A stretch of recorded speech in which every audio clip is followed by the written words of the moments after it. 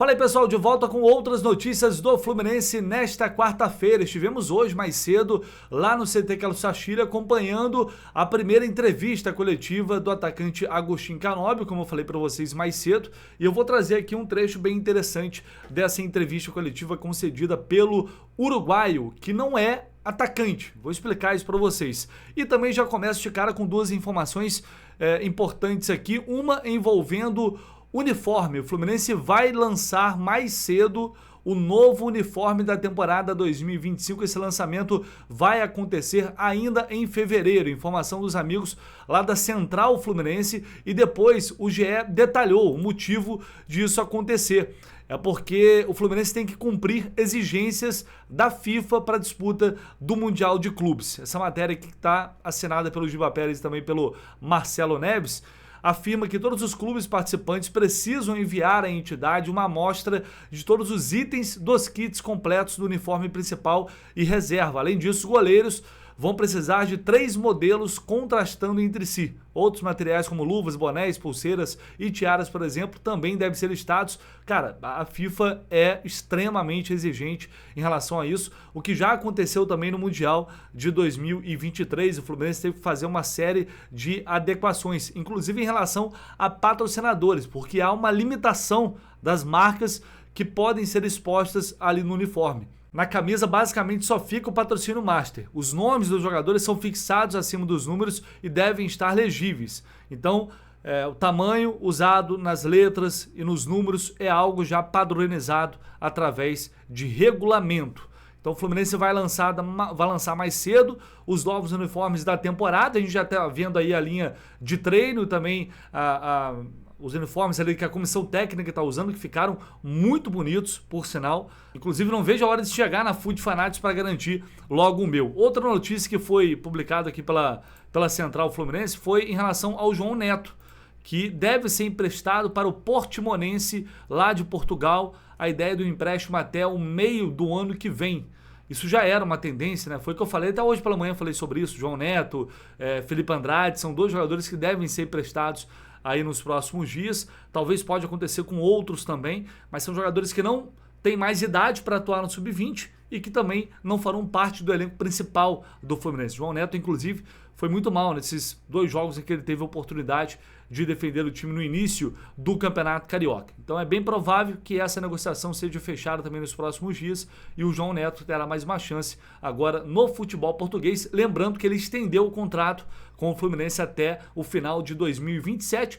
Com certeza o clube já fez isso sabendo que iria emprestar, então prorroga mais um ano, é meio que padrão, prorroga mais um ano, porque se ele for bem por lá, o Fluminense tem barganha, tem margem para negociar e, se for o caso, fazer uma venda garantindo que terá um retorno financeiro também pelo jogador. Vou trazer aqui um trecho da entrevista coletiva concedida pelo Canóbio, em que ele respondeu a uma pergunta que eu fiz sobre a pressão que ele pode sofrer por ter chegado como a segunda contratação mais cara da história do Fluminense, também em relação ao número baixo de gols ao longo da carreira, se isso não gera uma pressão ainda maior. E o Canóbio respondeu assim: Você se tornou uma das contratações mais caras da história do Fluminense. Não dá para dizer com um empate técnico ali com o Thiago Neves, se for pegar o histórico de contratações do clube.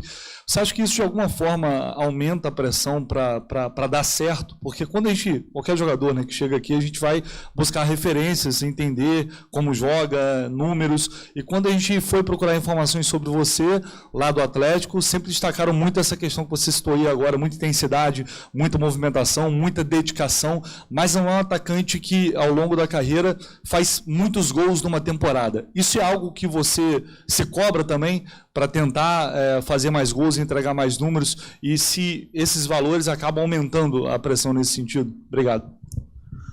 Eu não vou colocar como uma pressão. Eu acho se é assim, como você falou, uma contratação mais cara, eu vou corresponder a isso, sim, logicamente, mas sabendo que o principal é o time, eu não vou procurar mais o gol ou buscar mais o gol porque seja a contratação mais cara.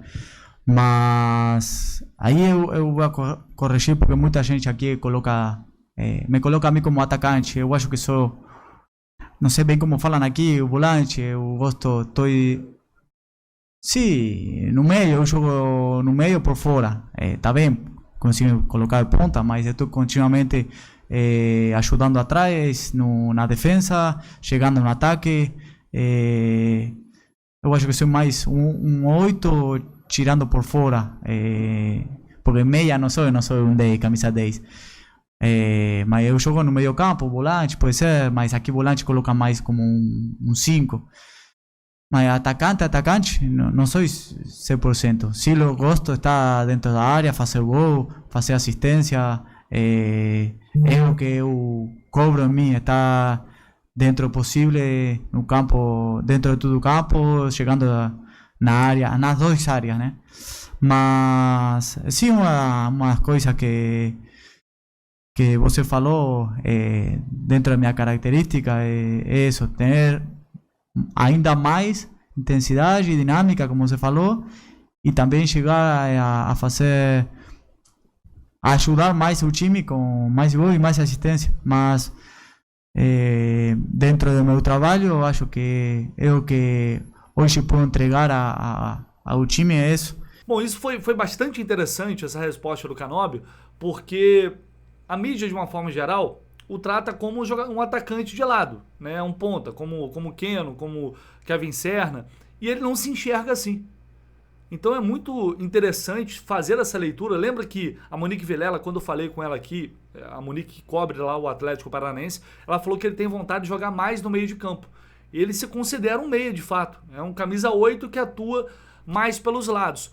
É uma função, na verdade, parecida com a do Arias, que é um jogador de lado, mas que é mais construtor. Não é aquele jogador que ataca a profundidade, que ataca e vai à linha de fundo o tempo inteiro em velocidade. O Arias é um meia que atua mais pelo lado. Inclusive na seleção colombiana ele joga mais por dentro, joga mais centralizado, diferente do que joga no Fluminense. E o Canóbio na seleção uruguaia, ele também já atuou mais por dentro. Quando o Fluminense enfrentou o Maricá, atuando num 4-2-4 em alguns momentos ali da partida, o Canóbio também fez essa função mais por dentro, jogando atrás do atacante, com mais liberdade de movimentação ali pelo meio. Então é compreensível porque muita gente cobra números de um atacante, de um centroavante, mas ele mesmo disse que ele não é um atacante. Na verdade, ele é um meia, mas que aqui no futebol brasileiro, principalmente, ele atua mais pelos lados. Então é interessante ter essa perspectiva. É um jogador, como eu disse, né? A gente já cansou de falar sobre isso. Dedicação, um jogador muito tático, um jogador de muita intensidade, de muita força física, mas que não é tão bom assim nas finalizações. E o que prova é que ele não conseguiu fazer numa temporada 10 gols nos clubes por onde ele passou. É um jogador que tem uma média baixa. E certamente ele não quer ser cobrado por isso, porque ele não se considera um atacante. Depois, num bate-papo ali do lado de fora, já após a entrevista, a gente trocou uma ideia, até ele falou, pô, não falei pra você isso, não é? Porque de uma forma geral, as pessoas sempre falam isso, é centroavante, é atacante, e na verdade eu não sou. Aí eu falei, mas me mostra onde você se sente à vontade. Tinha um quadro tático ali, aí ele mostrou que mais pelo lado, mas flutuando pelo meio também. Então é bacana ouvir e entender, né, como na cabeça do jogador, como que ele se sente à vontade em campo e qual é a real função, porque num campinho tático você coloca lá o Canóbio aberto, quem olhar, quem não conhece, vai falar como ponta. Mas na verdade, com a bola rolando na prática, a função é diferente. Então é interessante ter essa perspectiva, até para que a gente possa cobrá-lo da maneira devida, e saber onde exatamente ele tende a mais a render ali em campo. Mas para mim, deu para entender, né? Ele se classifica como um meio de campo, um meia que atua mais aberto. Então dá para equiparar, dá para fazer uma comparação com o John Arias. Não uma comparação técnica, tá, gente? Por favor, mas uma questão de função. São funções parecidas, são jogadores que tiverem que atuar por dentro, eles também vão atuar. Vamos atualizar aqui a situação de Rony. Tem uma informação de momento, de agora há pouco, uma atualização publicada pelo GE, que eu também confirmei essa informação aqui, agorinha à tarde, dando conta de que o staff do Rony fez uma contraproposta pedindo mais dinheiro, pedindo um salário ainda maior ao Fluminense. Essa notícia saiu hoje, inclusive, no site Gol, pelo Thiago Fernandes, e ele, naquele momento, mais cedo, disse que o Rony estava pedindo R$1.600.000 de salário. Não é brincadeira, não é piada não, tá, gente? Falando sério mesmo, o Rony pediu isso. É um negócio inacreditável, cara. É inacreditável o que a gente está vivendo. Mas ontem já tinha falado sobre isso, o Fluminense mantém a postura de não subir a proposta, que é já, o próprio presidente Mário Bittencourt falou isso em entrevista coletiva, disse que não subiria a proposta que fez anteriormente, que já é uma proposta altíssima, né? Um contrato chegaria a 4 anos e o salário dele com luvas ultrapassaria a casa de 1 milhão, mas que o Fluminense não iria além disso.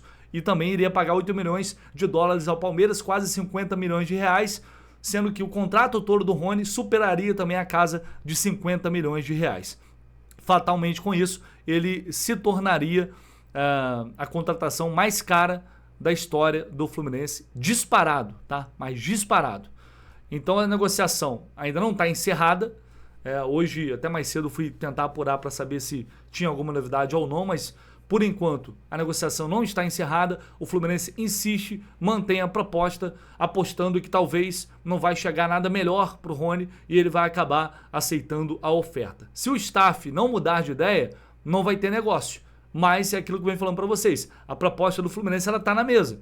Se eles não receberem nada mais vantajoso, se não chegar uma proposta do exterior nos valores que eles querem, podem acabar aceitando o que o Fluminense ofereceu, porque eles sabem que o Rony não vai jogar no Palmeiras, não vai ser utilizado no Palmeiras. E o tempo está passando, a temporada já começou.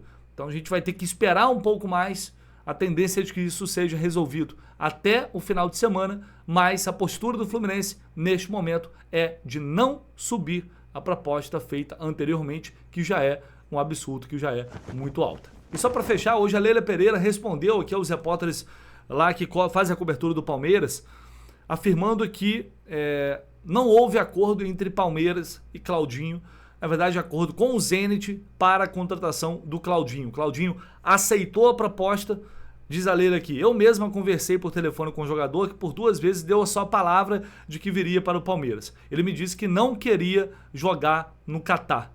E a informação de agora é de que o Claudinho vai sim jogar no Catar e não vem para o Palmeiras. Um jogador que já foi especulado diversas vezes aqui no futebol brasileiro, recentemente agora, inclusive, pelo Fluminense.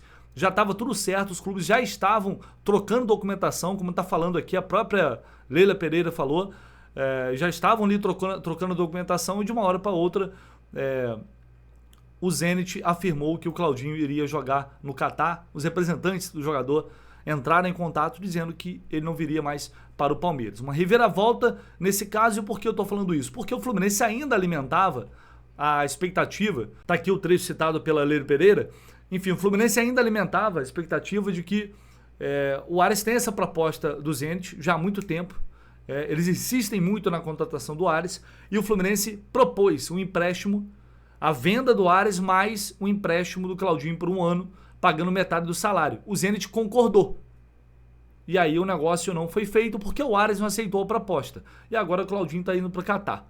Será que essa operação realmente seria concluída diante dessa notícia? Porque com certeza, provavelmente deve ser uma venda em definitivo. Para o Fluminense seria o empréstimo. Enfim, agora não se trata mais de uma possibilidade. Ter o Claudinho, caso o Ares de repente, não recebendo algo melhor, não recebendo outra proposta, resolvesse aceitar essa oferta do Zenit. Porque eles ficam o tempo todo mandando mensagem, falando com o staff do Ares, eles não desistem.